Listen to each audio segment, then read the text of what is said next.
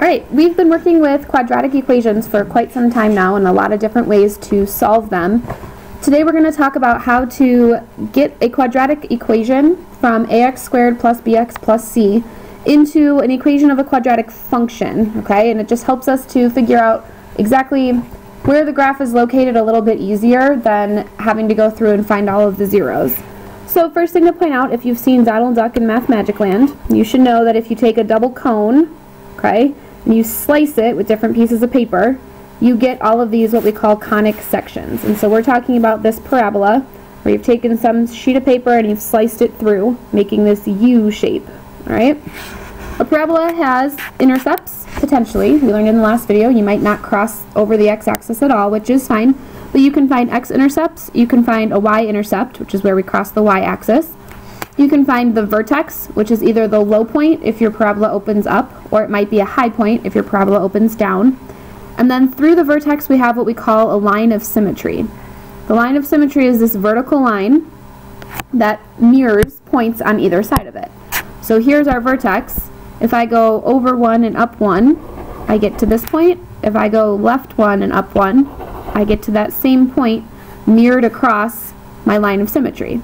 Likewise, this x-intercept is exactly the same distance over and up as this x-intercept because we're mirroring across this line of symmetry.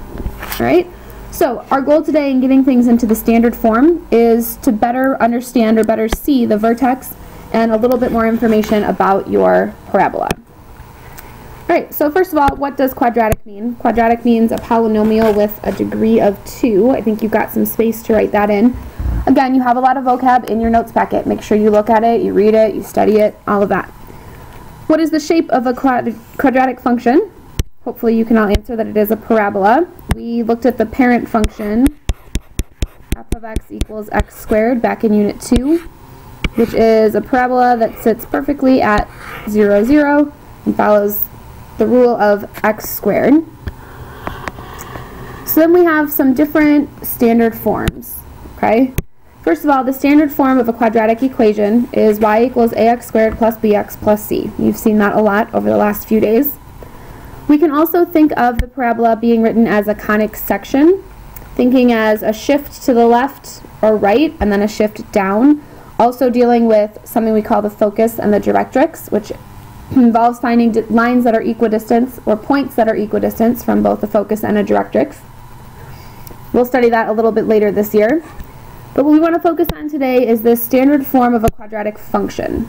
So we've got some function, which means we know it passes a vertical line test. Okay, 1 in, 1 out. And looking at this form right here, we've got an a value, which will help us tell a stretch or a shrink. We've got this minus h inside of our function, that's the squaring function. So this is going to tell us how to move left or right. And then we've got this plus k on the outside, which will help us figure out up or down how far I have moved. Alright, so the standard form of a quadratic function, again, we've got a, which is going to be a stretch or a shrink.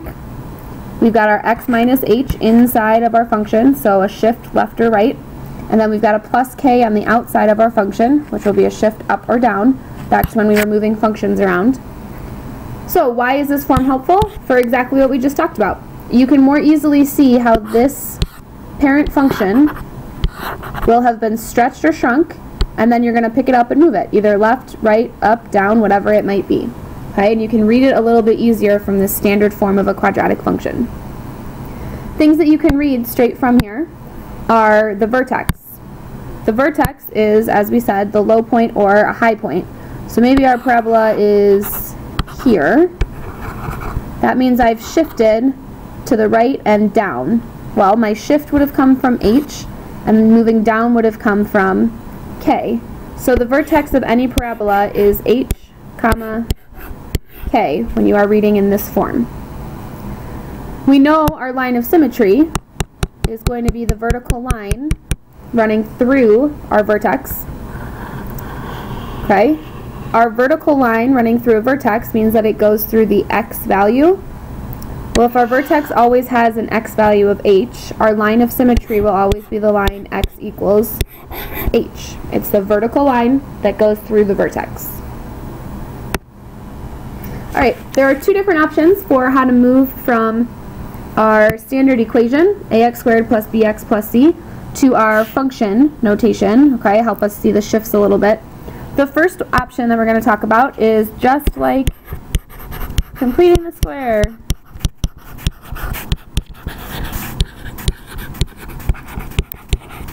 Everybody's favorite. So, divide everything through by the leading coefficient, isolate the terms with x, add b over 2 and square it to both sides, write as the perfect square trinomial, and then this time you are isolating f of x, okay? Because you're looking to have a final equation. You're not looking for the zeros. This is staying as f of x, okay?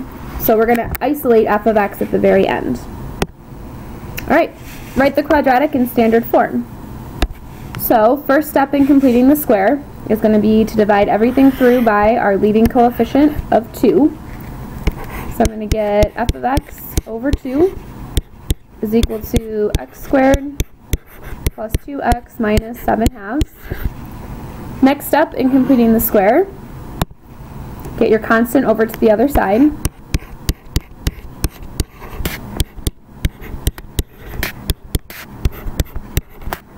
I'm going to leave a little bit of space actually.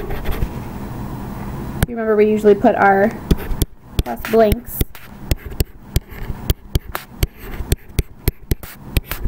Alright, next step is to actually complete the square. So I'm going to take half of 2 and square it, which is really 1 squared, which is 1. So 1 is what gets added to both sides. On this right side, this is the number that creates my perfect square trinomial, which then simplifies down to a binomial squared.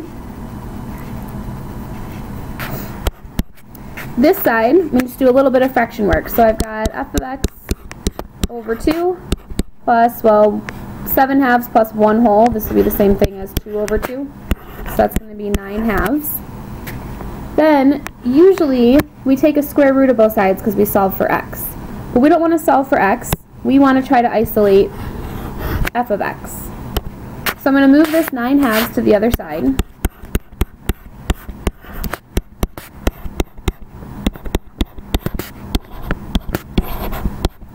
And then the last thing to get f of x all by itself would be to multiply everything through by 2. So this becomes f of x. This becomes 2 x plus 1 squared. And this will just become a minus 9 because our 2's will cancel out there. Now, I have my quadratic, but in function notation that allows me to better see where the vertex is, where the axis of symmetry is, and how this graph has been shifted left, right, up, down, and been stretched. Alright, so let's use it to talk about the graph. This was the equation that we just started with.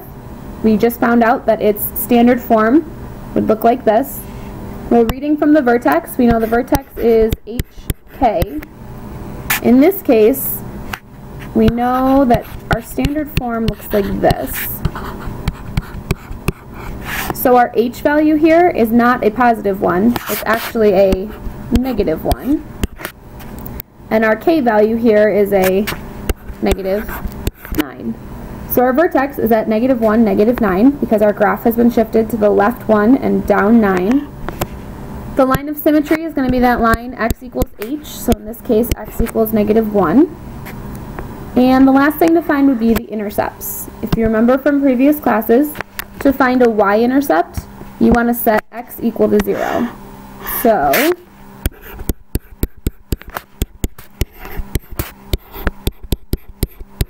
setting x equal to 0,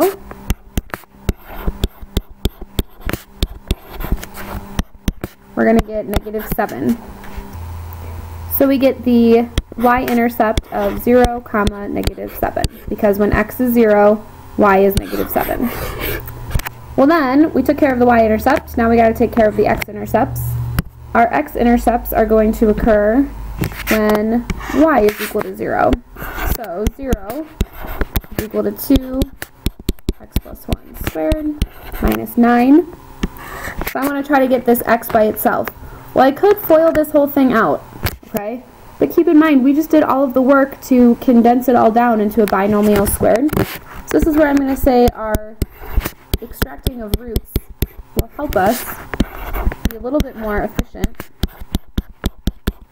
in solving. So I'm going to take a square root of both sides. We get plus or minus the square root of 9/2 equals x plus 1. So that means -1 plus or minus the square root of 9 is 3. Square root of 2 is just the square root of 2. Then I'm going to rationalize to get this root 2 out of the bottom. So I'm going to end up with -1 plus or minus 3 rad 2 over 2 is equal to x. And you can your answer just like that. Those are your x-intercepts. Now, another way to do that would be to use your quadratic formula from your general equation that you started with. But again, you did all the work to get it into standard form, so you might as well use extracting roots to your benefit. Alright, option 2 is to just do a little manipulation with the numbers, because we know that we completed the square, so there's got to be a little bit of a shortcut. To find your a value in this equation, it's the same thing as the a value in this equation. Okay, they are the exact same, they will carry over. To find the h value in this equation, okay, you're going to take -b over 2a, because that comes from the completing the square step. Then, to find this k value, okay, you're going to take this -b over 2a, and you're going to plug it in everywhere you see an x, and you're going to get a number back out, and that is your k value. Alright, so we're going to go through and do option 1 and option 2. For time's sake, I'm going to say that option 1, I'm going to have you try it on your own, so complete the square. Then option 2, I'll walk through you a little bit. So go ahead and pause your video to try option 1 from before, complete the square. Alright, so looking at completing the square, you should have ended up with f of x equals -x plus 2 squared plus 5. Okay, so hopefully that looks okay to you. So let's talk about this second option over here. Yeah.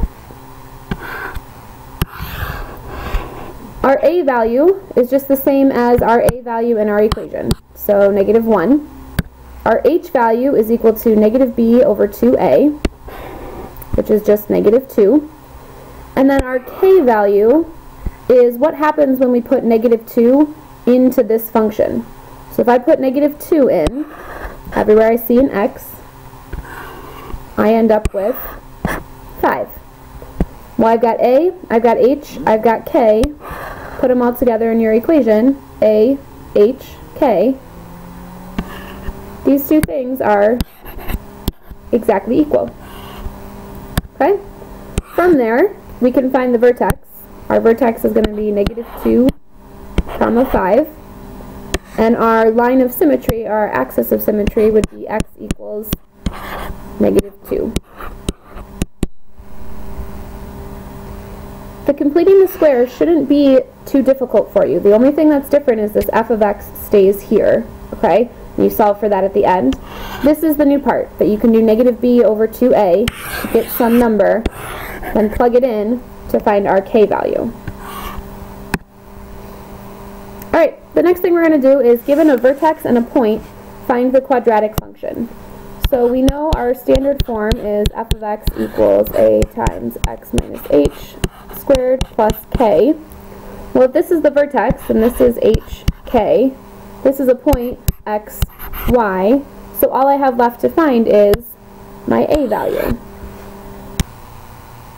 Okay, so I want you to think about this one similar to how you find your y-intercept when you are looking to write an equation in slope-intercept form. So we know a lot of information that goes into this equation. So I color-coded everything, plugged in all the numbers that I knew, then I was looking for a. Well, I found out that a was 1/4, so then I went back to my original form. F of x and x stay as variables. A was 1/4, h was 6, k was -1, from our hk. Alright? The next one you're going to try on your own, and then check answers with me.